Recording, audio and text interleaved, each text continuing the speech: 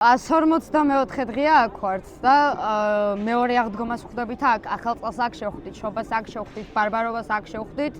ყველა დღესასწაულს, რაც ქართველი ერისთვის მნიშვნელოვანია და ქრისტიანი ერისთვის მნიშვნელოვანია, აქ გავატარეთ და ოღონდ განსხვავება ის არის, რომ წინა წელს აღდგომას აქ შევხვდით ადამიანებთან ერთად, რომლებიც ახლა ციხეში არიან. თუნდაც ზვია ცეცხლაძე, რომელთან ერთადაც წინა წელს ამ დღეს ფიცი დავდეთ. 144 დღე ჩემი აზრით გაგვეწელა ძალიან. გაგვეწელა ძალიან, იმიტომ რომ არ ამოვიდეთ ლექსიკონიდან სიტყვა გრძელვადიანი. როცა ვიყავით აი იმ ნამდვილ ბრძოლაში, როცა ბიჭები ხელიდან გამოგვაცალეს, მაშინ დავიწყეთ მაგაზე საუბარი, რომ არის გრძელვადიანი პროცესი. მგონია, რომ სიტყვა გრძელვადიანი ერთადერთი ვისაც აწყობს და მოსწონს არის ქოცი.